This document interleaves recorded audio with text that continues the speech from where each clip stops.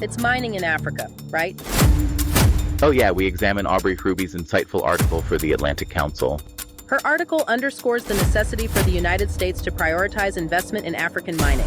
This investment is vital for acquiring the critical minerals to facilitate a successful transition to green energy. Hruby identifies key challenges, such as high capital costs and competition from China, while advocating for a comprehensive strategy from the U.S. government. So, the raised questions are: what obstacles hinder increased U.S. investment in African mining? how can the U.S. foster mutually beneficial African mining partnerships? What are the geopolitical implications of African mineral resource control? So join us as we explore the implications of these partnerships and the global competition for resources. This is AfroTake article, powered by Brand Blended Media, so stay tuned.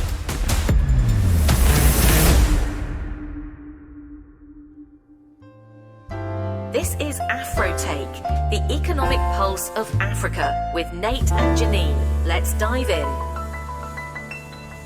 Hey everyone, welcome back. Ready for another deep dive? This time we're heading to Africa.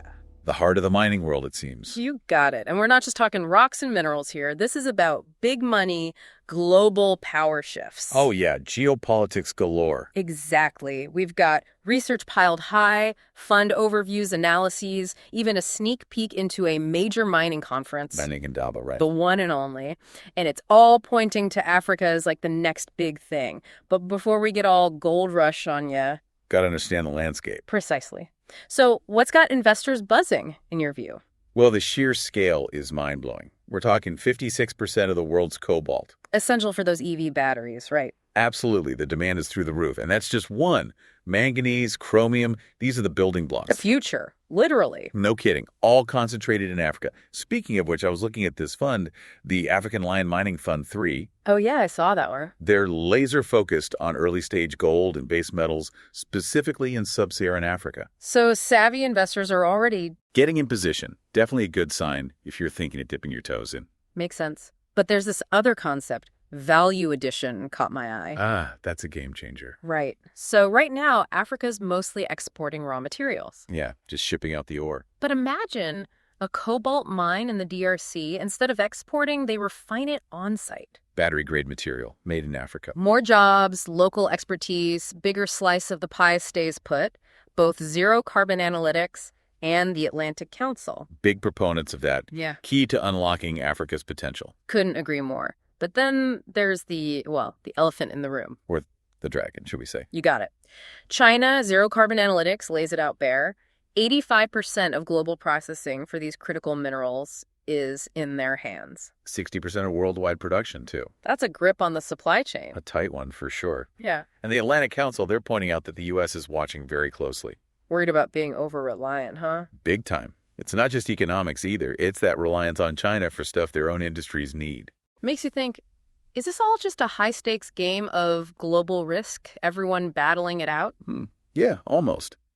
But couldn't that competition actually be good for African nations? More investment, better deals, maybe? Potentially. But hold on, there are hurdles. Big ones. The Atlantic Council highlights the upfront investment needed for new mines. Billions, right, not just millions. Billions with a B. And infrastructure, reliable electricity, transportation, skilled workforce, the whole shebang. Zero Carbon Analytics made it clear those gaps are scary for Western investors. Used to more, shall we say, developed markets. I hear you. So are Western companies really ready to commit, or is it all talk to diversify away from China? That's the billion-dollar question. Some are hesitant, no doubt. Risk averse, as they say. But others, they see this as like a golden ticket. To secure those resources. Exactly. Especially as they'll only get more valuable down the line. Which is interesting when you contrast it with China's approach. Right. They've been pouring money in for decades. Strategic, long-term view. Atlantic Council called it out. Raised some eyebrows in the West, that's for sure. Concerns about China using its muscle for strategic influence, not just about the mines themselves. It's a global chessboard, that's for sure. But maybe, just maybe, the real winners could be the African nations. If they play their cards right. Exactly. So we've got this massive potential, a global scramble, and tons of challenges. A real mixed bag. Where does that leave, well, someone like me, or you listening, trying to make sense of it all? That's where the opportunity kicks in. Both our sources, they agree, this shift to clean energy, It's a game changer. creating a massive surge in demand for these minerals, EVs, wind turbines, solar panels, the whole shebang. They all need this stuff. And Africa's sitting on a gold mine. Literally. Couldn't said it better myself. Yeah. Really is a balancing act, that is. Finding that sweet spot, massive potential, but got to navigate the ethics. That's key. And understanding those specific risks, challenges, that's crucial for anyone thinking of investing. Yeah. It's like walking a tightrope, right? Profit on one side, responsibility on the other. So let's unpack those risks a bit. The Atlantic Council report, they mention the sheer scale of investment needed. Oh, yeah. We're talking billions, not millions, to get these mines operational. Billions with a B, right? Exactly. And it's not just digging a hole. You need the whole, the infrastructure, reliable electricity, transportation networks. A skilled workforce, can't forget that. Absolutely. Zero carbon analytics, they really hit on this, how these gaps, they can be major deterrents for Western investors. More developed markets, let's say. Right, exactly. So the question is, are Western companies truly ready to commit that level of investment? I mean, Especially with all the talk about bringing manufacturing back home. onshoring, yeah. Mhm. Are they serious about diversifying from China, or is it just lip service? The billion-dollar question. You got it. Yeah. Some are hesitant, for sure. No doubt about that. Risk averse, as they say. But others, they see this as like a once-in-a-generation opportunity. To lock in those resources. Secure those supply chains for the future. Absolutely. And it's fascinating how different that is from China's approach. They've been at it for decades. Strategic, you might say. Long-term game, absolutely. And the Atlantic Council, they pointed out, it's raised some eyebrows in the West. Concerns about China's influence going beyond just the mines themselves. Using their economic clout. Yeah, it's a complex picture, geopolitical maneuvering, you could say. But hey, maybe, just maybe, the real winners in all this will be the African nations themselves. If they play their cards right, like you said before. Exactly. So where were we? Massive potential, a global scramble, tons of challenges. And a whole lot of ethical considerations, can't forget those. Right. Which is where things get interesting, well, for you, the listener, I mean. Yeah. How do you weigh those potential profits, the ethical concerns? How do you find that balance? Yeah. What criteria matter most? It's Yeah. something to think about as we delve deeper into all this. And speaking of delving deeper, there's this big investor event, Mining in Daba. Oh, yeah, I've heard that one. Massive, entirely focused on African mining. Their website highlights some hot topics: commodity outlooks, exploration, infrastructure development, the role of technology. Sounds like they're covering all the bases. They're not shying away from the complexities, that's for sure. Definitely a sign that the conversation's changing, moving beyond just extraction to those broader impacts, economic, social, environmental. If you're serious about investing in African mining, an event like Mining in Daba. Invaluable, I'd say. Mm-hmm. Get those insights, make connections, really assess the landscape. Can't argue with that. Speaking of real-world applications, I'm curious about technology's role in all this.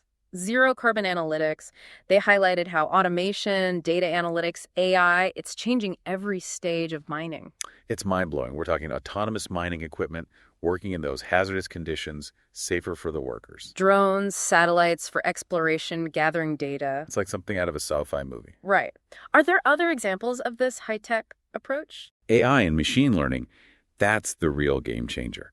Analyzing tons of data, identifying patterns, predicting problems, optimizing everything in real time. A digital brain for the mine, basically. Pretty much. And it's attracting tech startups, venture capitalists, even the big tech companies. They see the potential. It's like the old meets the new, traditional mining and cutting-edge tech. Exactly. A fascinating convergence, that's for sure. This is making me rethink everything I thought I knew about mining.